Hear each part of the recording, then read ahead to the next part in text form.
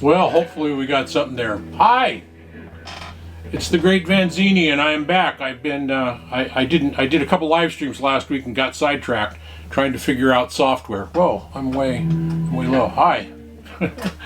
Anyway, today I am playing a Reverend Manta Ray in Sunburst with their humbucker pickups, and this is actually one of my favorite guitars because for the money, it's just hard to beat it, I think. I bought it new. It was $800 and some dollars. I don't remember what. I got a hard shell case, and I don't remember. I think the case was extra, but I'm not absolutely sure. Reverend does a couple neat things here. Number one is the back is made out of solid Carina. The back and sides are all just one piece. It's a block of wood, and they route it out. Very much like a Gibson Johnny A in that sense, but for way less money. And then the top is a solid maple top. It's a semi-hollow, but it's primarily semi-hollow up on top. It's semi-hollow down here, but they actually have a block, a pretty good size block that goes all the way, of course, back here to stabilize the bridge and all that kind of stuff. So I'm absolutely in love with Reverend guitars. I just think they're great value for the money. So it's got a Bigsby, and on the Reverends they send, I don't know if they still do this or not. When I bought this one, they sent me, and I bought another one too that I'm going to show down the road, very similar guitar.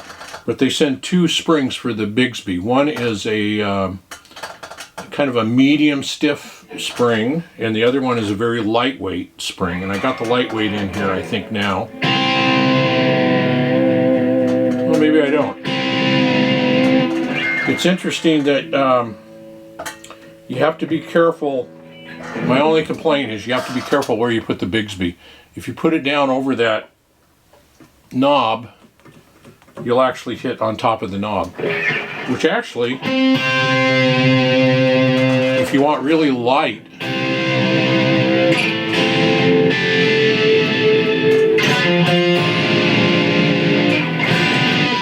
boy, that is the worst sounding modeling amp I've ever heard. It works in the mix, but not by itself. So let's just try, let's cut here. Okay, we're back with a clean guitar. Wow, I hate that when I cut off the top of my head, but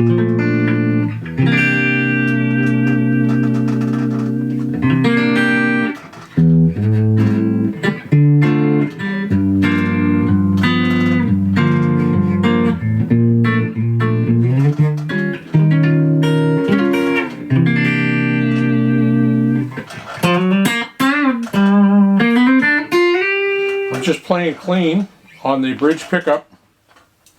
So they have a volume knob and a tone knob and a bass contour. And the bass contours on the Reverends, I think, are a lot of people say, oh, it's just another tone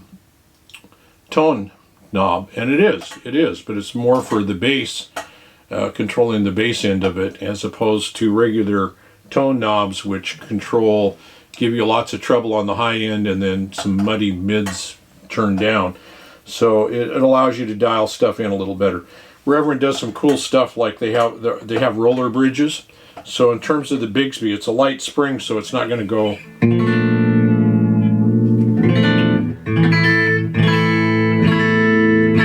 It's not going to go too far out of tune, because they use a roller bridge and they have locking tuners.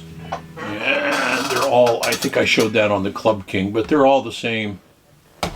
The same locking tuners. I don't know what else to say. I just think for the money, I always wanted a Johnny A, and I got to play a couple of them, a standard without a trim and one with a trim, and they were, new back in the day. They were like $6,000, $6,500 for the signature and $4,500 for the standard or something like that. So they just take a block of Carina and route it all out for the body, and then they put a maple top, so it's really a two-piece body. And I read that it was a three-piece neck. I can't tell by looking at it. So let's go over a couple of things here. It's a 24 3/4. They call the neck profile, I'm tired of neck profiles, medium oval. I have no idea.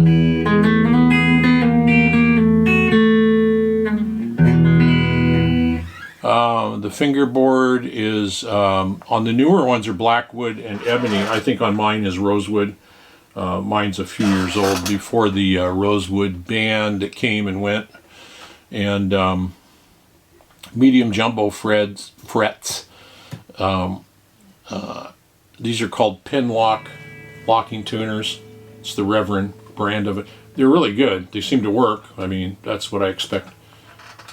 You know, if they lock the string down, that's all you can hope for.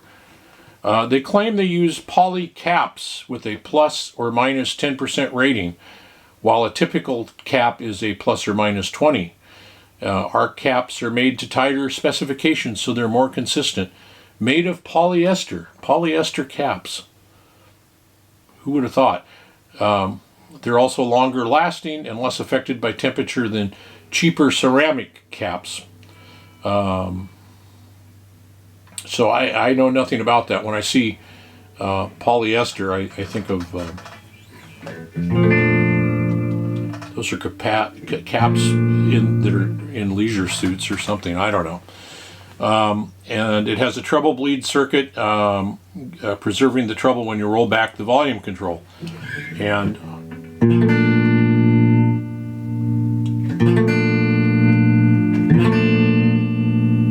yeah, I guess so. I've had that on other guitars, and then of course many guitars without that treble bleed thing, and you know, I can notice a small amount of difference in that, but I rarely roll the volume back enough probably to have it affected, so I typically roll the volume back just a pinch. In the old days you'd roll it back for rhythm. Whoops, that's too far. Roll it down just a little bit for rhythm, and then if it's time for a lead, you roll it back up and get some lead, or you have a 2-channel amp or something like that. So the pots are plus or minus 10%. Oh, the caps are plus or minus 10%, as are the pots. So they're both that way. It's a 1 3/4 inch thick body.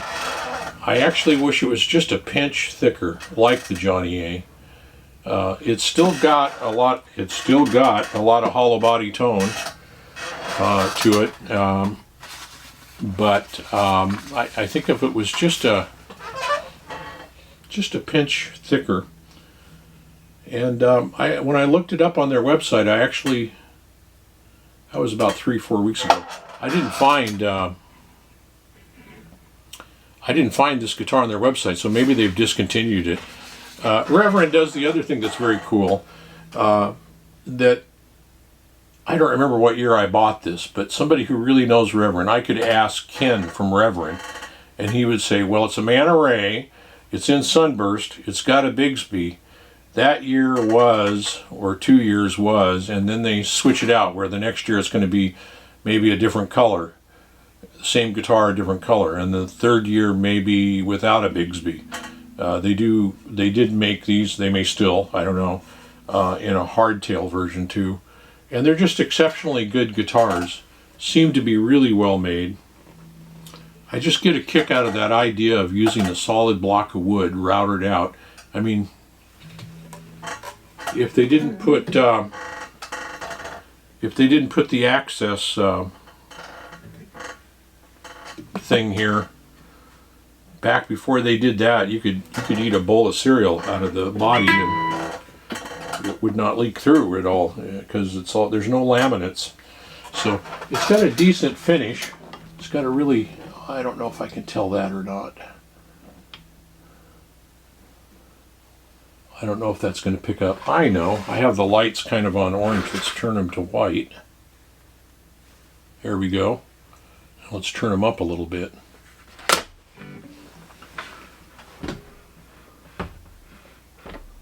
Yeah, still not getting it. Or at least not in my little, ow, don't do that.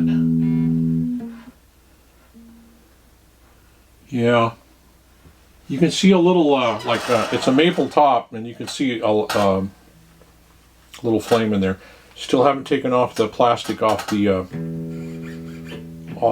pick guard yet. So that's a Reverend Manta Ray, and like I said, I bought it new for I want to say it was $8.95, $8.98, or $8.88. I bought it from Pro Guitar Shop up in Portland, who is also on the internet, where Andy Martin used to do demos. And Andy got me interested in Reverence because he played a Club King that was this beautiful green colored Club King, and I wanted one so bad. And so I finally did get one. You can see that video up here in the corner. I'll link that. And so they sold guitars and pedals, and at some point they decided not to sell guitars, so they were kind of closing them out.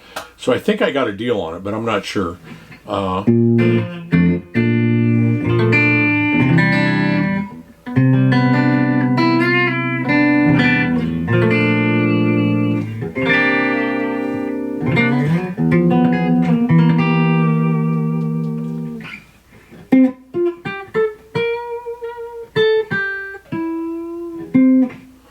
We won't go too far with that. I keep getting copyright claims for the backing tracks from the E-band.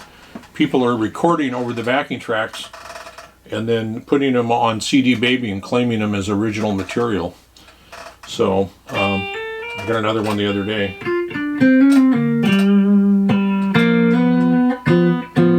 I don't have anything else. It's a dual action truss rod. The nut is 100% pure bonite. That's their artificial bone. And they make a good argument. They're real bone. I had a guitar with a real bone nut. And it's not like I took it out and exposed it to the sun, but within a few years you could actually see kind of where the bone was drying out. And it didn't look too good. I got rid of it down the road so I didn't have to deal with it. But the nut is 43 millimeters width, made out of bonite. Yeah, they now make these with I don't think this is ebony. They make it with blackwood or ebony. It's a 12-inch radius. Mine was back, to me it looks very much like rosewood, and to my recollection when I bought this it was rosewood. So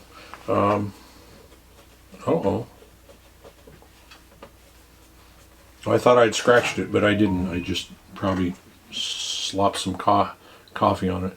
All one piece, body, sides and back. That's just amazing to me. You can look up the information on the Reverend website if you want more information. I'm not going to go over it too much because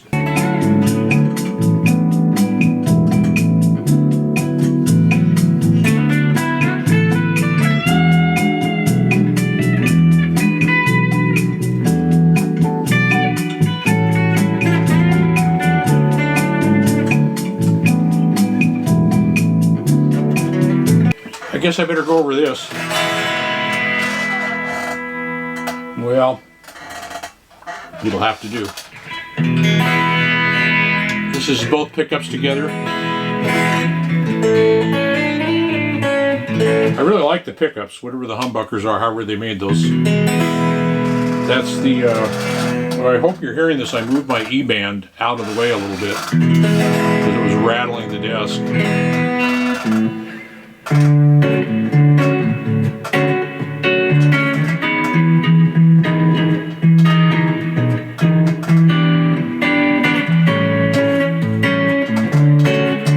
Overdrive on it.